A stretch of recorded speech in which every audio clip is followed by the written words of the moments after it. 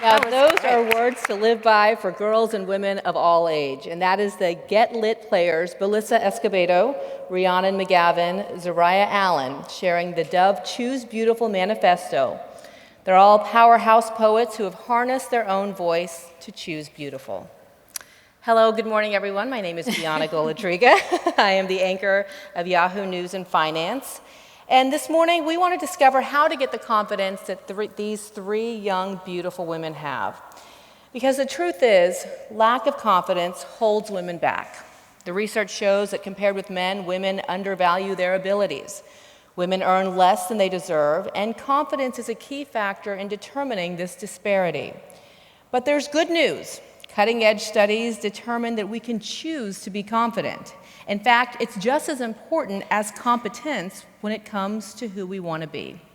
We have some of the strongest voices on the subject here with us on stage today. To my right is Thandie Newton, actress and activist. Well, they're all to my right, technically. Thandie Newton, actress and activist, currently starring in NBC's The Slap, and co-founder of ThandieK.com. Her TED Talk, which I encourage everyone to watch, Embracing Otherness, Embracing Myself, detailed her journey to self-acceptance and authenticity, and it became a viral sensation. Dr. Stacie Bloom, who established the NYU Neuroscience Institute, she is an expert in cell biology and molecular neurobiology. Her groundbreaking research has explored plasticity in the brain and our internal reward system. And my favorite thing about it is her website also boasts that the most important thing in her life is she is the mother of 3 girls. Dr. Renee Engeln is a psychologist and body image researcher. She directs the Body and Media Lab at Northwestern University and has done extensive research on turning beauty into a word that triggers confidence versus anxiety. And finally, last but not least, Gabi Gregg, this 27-year-old founder of the blog Body Positive Style, GabiFresh.com, and contributor to Refinery 29 and InStyle. So welcome, all of you. Thank you. Thank you. Dr. Bloom, I want to begin with you because self-esteem is something obviously all of us want, and we don't know how to get it. New research is indicating that confidence is the stuff that turns thoughts into action, correct? So how does the brain work in that respect? So it's really interesting. I think to understand how we make the decision to be confident, we need to really understand just a little bit about the underlying process in the brain. So the brain, like the rest of our body, is composed of cells. And these cells make connections onto each other that are called synapses. And these synaptic connections in our brain form beautiful, unique patterns in each of us. And that's really determines who we are. That's where we fundamentally, our personalities exist. So when we're making decisions, there are the very simple kinds of decisions that we all make, right? When we have an itch, we all decide to scratch it. When we're tired, we all decide to go to sleep. These are the kinds of decisions that are instinctual and that are really critical for our survival as a species. But then there are the more complex decisions, like choosing to be confident, or deciding whether you're going to take a job overseas, or ending a relationship. And when we're making those more complex kinds of decisions, we're engaging even other parts of the brain. And basically what we're doing, and there's some disagreement on this, if you talk to a lot of people, you'll get a lot of answers, but basically what we're doing is assessing the value or the benefit of our decision versus the risk or the cost of what that decision will be for us. And once we've made that determination, we deliberate and we justify the choice that we've made. And under normal circumstances, we exert some level of self-control in the process, right? So we want to make decisions that are logical and smart, and we want to think long-term about our decisions. We don't want to be impulsive. And confidence really is such a loaded word, though. Dr. Engeln, when it comes to women versus men and how they exude confidence and how they come across to the public, what's the main difference? I think we see a lot of differences there. And one is that we tend to see men rewarded for confidence. We see it as a sign of competence when men are confident. And women, we like to tell them to be confident and love yourself the way they are. But then we also give women a lot of messages that say, the way you are isn't good enough. And if you do love it, we might have a few choice words for you, right? We might find you then. arrogant or a little too much is a word that gets used for So women temper a lot. that confidence. Yeah, you're just a little too much. So I think women face a lot of competing forces when it comes to asserting themselves in the world. And Thandie, you have been so honest on your journey to decide to become confident as well. You said that the self that you attempted to project was rejected, which made you feel shame. And you start back to childbirth, right? Oneness isn't real, separateness is.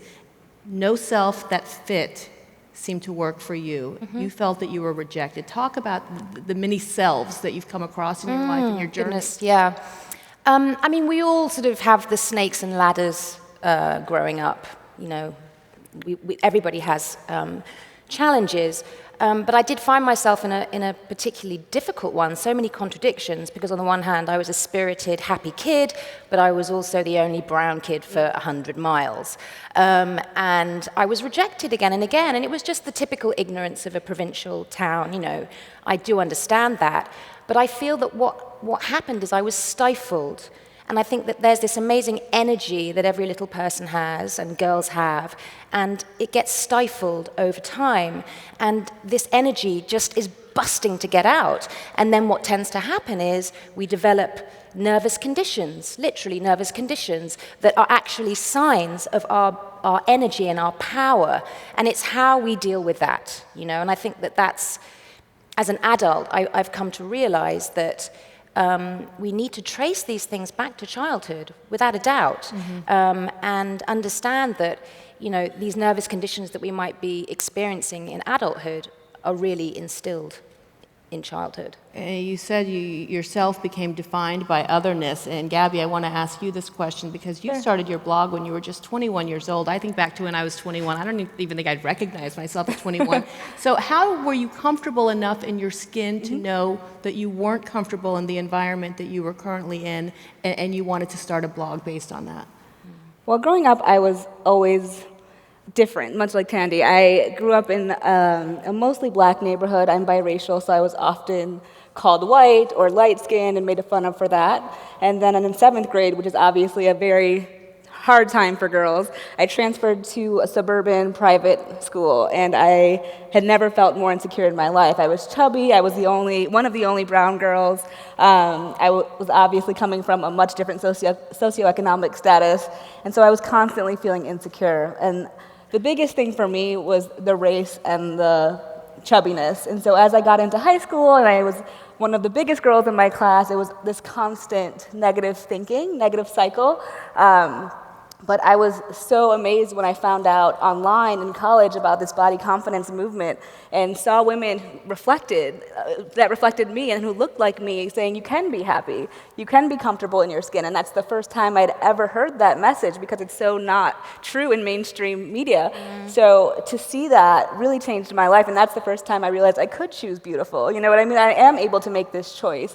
So you kind of step back and get that perspective. And I come from it from a style perspective as well. I'm really interested in fashion, but I was always, you know, told by mainstream media that that's not something I could participate in. You know, if you're over a size 12 especially, you're really just kind of left out. Sizes aren't made for you, and you're just, you know, kind of thought of as other.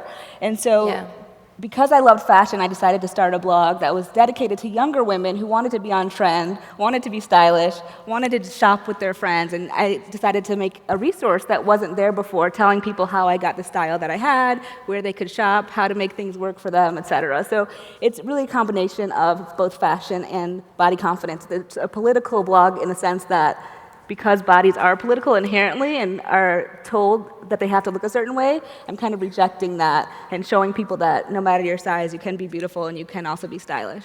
Yeah, I think one of the key things that you were just talking about there is community, the sense that you belong somewhere. I think it's crucial. And I mean, we come from slightly different generations. And one of the things for me is that I just didn't see myself reflected anywhere. I mean, literally nowhere. And the reaction to me was that otherness gave me the sense, you know, I internalized that. And I wasn't beautiful. I was rejected by boys, you know, all the time. And so I went into my adolescence with the very sort of I was very comfortable with the fact that I just was not good enough, absolutely not. But I kept succeeding. I mean, my poor mother, I mean, there I was just, getting best marks here and there because I was constantly trying to be good enough. And she was like, just keep yourself down, just be the same as everybody else, for God's sake. Because she just didn't want me to stand out, because then I would be victimized, by the community. And so it was this awful contradiction, but there was nobody like me. And we didn't have, social media, we didn't have magazines or really that many books in our house. So I just felt completely abnormal. And it wasn't until I got into the arts that I belonged. And in the arts I belonged because basically misfits, you're kind of, it's a good thing in the arts to be different. But the feeling of not being attractive was huge for me, huge. I was just not attractive. And suddenly I'm in the film business being told, you could be the leading lady and you're gorgeous. And I'm like, I'm not actually, but hopefully no one's going to realize soon. And unfortunately, I was preyed on and I was sexually exploited. And that shame was the thing that broke me. And even though there I was winning awards and the leading lady, the sexual shame and the not good enough shame was deep, deep inside me. And I had a major breakdown, even though there I was standing on the red carpet. Right. No one would know. You masked it. And so, Dr. Bloom, I want to ask, Thandie was able to mask this, or at least channel her issues through the arts, and Gabi was through fashion and her blog. But what about the millions of women out there who are experiencing similar issues and don't have an outlet with which to express themselves? Yeah, I think it's such an important question. And of course, there are millions and millions of girls and women in that exact predicament. And, part of our culture, and we've talked about it a lot at this amazing event, is that women are not taught to be self-confident, right? They're stuck up if they're self-confident. And so we have to take it upon ourselves to teach ourselves to be self-confident. And there's a lot of ways that we can start working on that. And I think, mental simulation is really important. So imagining yourself finishing that race or getting an A in that course or landing that job, those are ways that we can start to engage our brains and engage the parts of our brain that are the reward circuits, that are involved in pleasure and in motivation. And we can do that also through things that we can do for ourselves, little things every day, like putting on clothes that you feel comfortable in, and being surrounded by friends and family and an environment that supports you is so, so important. And I think it speaks to what both Gabi and Thandie were talking about, finding people like you. And, one way that we can really start instilling confidence in our girls and in our women is by making contrary images available to them, so that they're not seeing the same white, skinny women all the time. Right. It's really important. Seriously. We need to challenge our brains by seeing images like that and by having women role models in positions of power, strong women leaders that our girls and our women can look up to and can identify with. Yeah. And Dr. Engeln, I want to ask you, Dove conducted groundbreaking research indicating that the definition of beauty has evolved over just the past decade alone. Today, women cite confidence as the top attribute of beauty, some 66% of women, as opposed to 10 years ago when it was overall attractive appearance. Is that a positive sign for you? To me, that sounds like a yes. It seems like a positive sign, but I think we need to be aware, like Thandie just said with her story, that we have a lot of women who still feel trapped and feel held back in the world because of how they feel about their body, right? And more importantly, because of how they feel about how other people see their body, whether it's acceptable, whether it's the right size, the right shape, the right color. And when we have a lot of women who are sort of stuck in front of the mirror, worried about how they look, afraid to go out, it really hurts this world, right? When we're here in these rooms filled with these talented, passionate, engaged women, and the message I always want to send is step away from the mirror, right? You got to step away from the mirror so that you can get out there. There's a world that needs you out there, And the world doesn't need you to be a certain size or shape. Yeah. But it's so interesting. I also feel like when you look in the mirror, you detach from your body. There's something that happens. And I think that the other thing that happens for women is that we stop feeling our bodies, and we disconnect. Right. And I know, in retrospect, dance saved my life when I was a kid, because no matter what was going on, when I got into that space, the studio, and I was dancing, everything just disappeared. And I think it's to do with endorphins that you're feeling, but also my body was strong and flexible and joyful, and I just stopped thinking. I stopped this, and I think it's too much of this for all of us, and we need to get into our bodies and feel our bodies and feel the strength of our bodies. But it sounds like what you're able to do is remember that your body is not something for other people to look at. Exactly, it's not. Your body is what you do. It's how you engage with the world. It's your home. It's where you're always going to live for as long as you live. And I think for you, dance was the thing that reminded you of that. And dance and exercise, it's sort of denigrated to hobbies that we do, when in fact I think it's crucial for how we feel connectedness and just feeling good about ourselves. And there's too much of this disconnection. And I also feel like girls don't feel good enough. That's just like from a young age. I mean, like, forget vaccine, MMR. We need a vaccine for little girls at birth to feel good enough. So let me pick up on that, Thandie, between you and Gabi, because you've really acted upon this. Throughout this conference, there's so many teachable moments for men around the world to how they can help empower the women in their lives.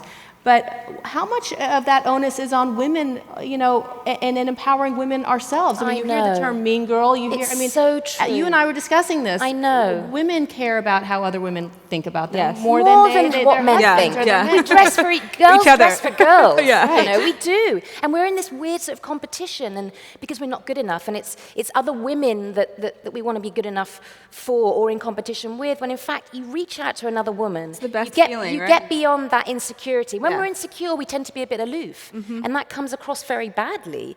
And once you get through that and you realize the sisterhood, and we all just, if we can support one another, it's glorious. And it's the best feeling. It is. Well, I remember being stuck in that cycle that we're taught to be stuck in, which is being competitive with other women, and that doesn't feel good for anyone. It doesn't feel good for them. It doesn't feel good for you. You're judging them. You're looking them up and down. Am I skinnier? Am I prettier? Of course we're competitive, because we're all women. I know, but as soon as you get past that and realize that it doesn't have to be that way. We can uplift each other. We can befriend each other. And you're so much stronger when you do. It's such a freeing feeling. And Dr. Engeln, it's so much easier said than done. I mean, even our partnership with Dove, with Twitter, and developing this Speak Beautiful campaign. In 2014, 4 out of 5 negative tweets about beauty and body image were written by guess whom? Girls. Women. Right. Yes. This is not surprising at all, but I think there's good news here, actually. And the good news is, while there are many forces in our world that maybe we don't have as much control over as we like, these are behaviors we can change. I think we need to think about the kinds of conversations we have about ourselves and with and about other women. I've been here for a few days now. I've been listening to all these wonderful women. And one of the things I notice is how many of our conversations have been revolving around how we look. And how our clothes fit, and whether makeup's okay, and whether our hair is okay. And every time I see that, I want to think, we have other things to talk about. We do have some very important things to talk about. And I think we can talk to each other differently. We don't need to be doing this I'm so fat, I'm so ugly thing that women do. And that we can watch how we talk about other women. I think the temptation when you're struggling with self-confidence is sometimes to lift yourself up a little by putting another woman down. It's so easy to forget that we are on the same team and that we really need to be on the same team. But it's everywhere. And I mean, we've got to think, who does it serve? And if you look at it, actually, it really does serve magazines for us to be pitched against each other, for us to not be feeling good about each other. Who wore it better, all of that kind of stuff. Of course. I mean, we literally pay money in order to feel crap about ourselves. Because no, but you do. I mean, less than 5 minutes with a beauty magazine and I feel awful. I do not look at them ever. And it's crazy. And I think that what it does, every page, it's reinforcing that feeling I'm not good enough. And we feel like we need to be validated of not feeling good enough because it was instilled in us so young. We have to be aware that that's what's happening when we read these magazines, that we're not good enough, and we have to put them away. And if we put them away, the magazines themselves will change their tune. They'll serve us things that we actually do want, which is sisterhood and empowerment, and we'll be able to spend our money on something that's healthy and progressive, And you know? And Dr. Bloom, obviously this starts at a young age. We all know that young girls see their surroundings and that's what they're accustomed to. We have a woman running for president. And, and that is a great thing, I can imagine, for young girls who want to one day have that job as well. But how much have we taken away from just aspiring to that role with worrying about scrunchies and makeup and you know, judging this woman who's running for president, Hillary Clinton, by how she appears, where I don't find anybody talking about Marco Rubio's underwear or you know, his hair. Magazines. No, it's really important. I mean, we can focus on the self-confidence that comes from feeling good about your physical appearance, but we should absolutely not forget the self-confidence that comes with being a woman leader, with being a woman who's strong, with being a woman who can accomplish anything that's important to you. We're all different, and we can all draw confidence from different parts of our lives, just like we can all draw confidence from different parts of our bodies. I like my legs, I don't like my stomach. I'm gonna concentrate on my legs. But it's really true that, you know, there's a lot of areas where our young women can be confident, and it shouldn't be all about their physical appearance. We should praise our young women and our girls and our peers and our friends for all of the wonderful things that they do on a daily basis, not related to how they look. And you have 3 daughters. I do. And given your profession, given that you are in fact a mother, a woman who likes to dress up and wear makeup, how are you raising them to define their values? So it's a really important topic in our household. Obviously, we have 3 girls. We're in New York City. And, you know, I think a lot about the kinds of issues that Renee studies because I worry about my girls and I worry about how they're going to grow up in this society that values them so much for how they look. And they happen to be beautiful, but they happen to be so lucky to be living here. And they should value that and feel good about growing up in America with parents who can provide for them in a way that we've seen horrible, horrible acts of violence against girls at this meeting. And I'm choked up because it's very emotional, but emotion is also a really big part of how we make our decisions. Because when we're making our decisions, we draw a lot upon the emotional parts of the brain. We draw upon our memories and our values and our past experiences. And we want to do good things for ourselves. We want to do things for ourselves that make us feel good. We don't want to make decisions that make us feel bad. Deciding to be confident makes us feel good. And it's an important reminder, you know, as an immigrant myself, that we all are in America and raising our families here, and it's something that, you know, people around the world are so envious of. So we should note what we have as well. Thandie, I want to ask you, having seen your TED Talk, you mentioned being biracial and growing up and feeling different. What were your parents' thoughts when they finally heard you speak your mind and what you'd been experiencing for so many years? And how is that a teachable moment for your own children? How is that, sorry? How is that a teachable moment for your own children? I think that my parents were happy for me, were relieved that I was on the other side of all of that. And I think there's something in our generation which is different to my parents' generation, which is that we're allowed to have feelings. We're allowed to, you know, therapy, or it's not taboo. And I think it's incredibly important that we have the awareness and that we do trace, you know, problems back to childhood and we don't feel discouraged from doing that. Because so much of our issues are to do with how we were nurtured and so on. But I think that, you know, there's your parents and then there's the world, which is your parent, you know, and the community that you're in, which becomes your parent, and the voices that that you hear around you as a child, you internalize them, and they become the voices in your head, and we have to understand that that's what happens.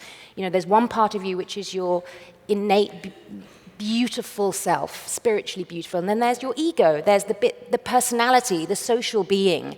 You know, you get called a name. You know, my name is Thandie. My name could be called Love Yourself Forever, or your name could be, you know, Look at the Stars. You know, we're given a name which makes us think that we're separate. We are not separate. We are all part of the same humanity. We all feel the same pain. We all feel fear. And we have to understand those things. We have to come to an awareness so that we make those choices consciously. Yes. Because so many of us are just, you know, suffering nervous disorders or being unkind to people and not understanding why we're doing those And things. just on autopilot as On well. autopilot, we're disconnected. We're taught what to think since, you know, from Of a young course age, we both are. from our parents, but also from the media. Yes. You just kind of just take it as fact. Absolutely. Like, that And you is the think- truth. you Beauty think- looks like this. Yes. You know what I mean? And Until you just take it. Yeah. You know, you just going along like a robot. And we just need to understand that the voice in your head is not you. It's what you've received over years. It's your school. It's how you were spoken to as a child. It's you know, a bad ex-boyfriend. And we mustn't hand that, you know, the nastiness to ourselves so that we can use it as a tool to inflict pain upon ourselves. You know, and I think that there are so many roads to self-awareness, and we shouldn't be shy of taking those steps. It's painful, but it is worth it.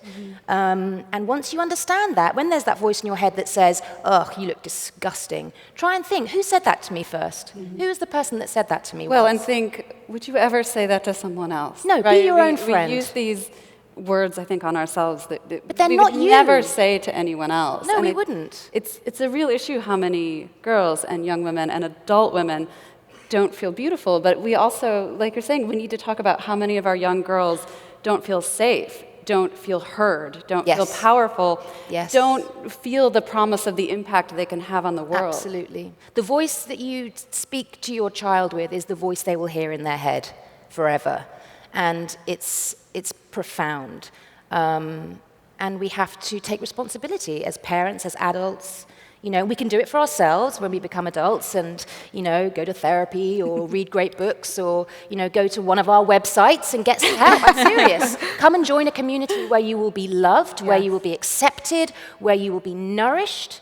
And, you know, those magazines, let's just put them to the side and hope that they come back with something that's beneficial to us as opposed to just degrading. I call it going on a media diet instead of going on a diet. A Go on media diet. Brilliant. You really have to pick out what you want to internalize. And A mirror diet? A mirror diet, a media Media if the diet. TV isn't giving it to you, if magazines are making you feel bad about yourself, stop reading them. And you see how quickly they'll change Yeah, those programs it will to get totally you tuning change back how you in. feel about yourself. Yeah. Seek out blogs, websites, Blogs communities is- online, communities in real life that are about things other than your appearance. Or if they are about appearance, have it be people who reflect yourself and Yes. talk about what it feels like to be someone like you in the society. We're in a Because really stop exciting using age. your valuable time and emotional energy and money, Yes, right, to money. bring things into your lives that are making you feel worse. We're literally paying You to can feel rubbish. reallocate some of those resources in Yeah. a way that brings confidence and brings change to the world. Yeah. And in the last few minutes we have, I have two more questions. Gabby, as the only millennial here on the panel, Borderline. tell us something. I don't know if I'm that quite hopefully will encourage us about the role women will play in society amongst millennials going forward and the self-confidence they exude in any industry. From math and sciences, we see more women joining those fields in Silicon Valley, to entertainment, to fashion. What are you seeing? I'm so excited about our generation and the generation younger than me. What I've seen is that social media can be used in such a positive way. All you hear, you know, on the news is that how bad it is, how people are comparing themselves, and how bullying is going on, which is all true, and those are things that we need to address. But there are so many positive movements and activist movements happening online, specifically in social media, whether it's hashtags on Tumblr and Twitter or Instagram, girls are kind of taking those platforms back and showing each other that it is okay to look like themselves. They're taking no makeup selfies. They're showing, like myself, I show myself in a bikini. I have my own bikini collection now that's specifically for plus size women. You don't have to have a certain body type to go to the beach. All of these types of things, I get emails every day from girls saying thank you. I never have seen anyone my size that's happy, that looks like you, and you just changed my life. I was considering suicide. These girls are just really on the brink. They were. And it sounds like depression. It's all about choosing self-affirmation. Yeah. I want to close this panel by Dr. Bloom. You have a beautiful slide to show us. What is the role of self-affirmation in choosing beauty? So it's really important for us to believe in ourselves and to be self-affirming. And when we choose self-affirmation and when we choose to be confident, it actually becomes it becomes a pattern in the brain. It becomes a real synaptic pattern in the brain, and it becomes a habit. We actually learn it. So I wanted to show this picture of our beautiful brains. And this is an image from our NYU Neuroscience Institute. And this is the brain as many people don't get to see it, a way that I'm so privileged as a neuroscientist to see the brain.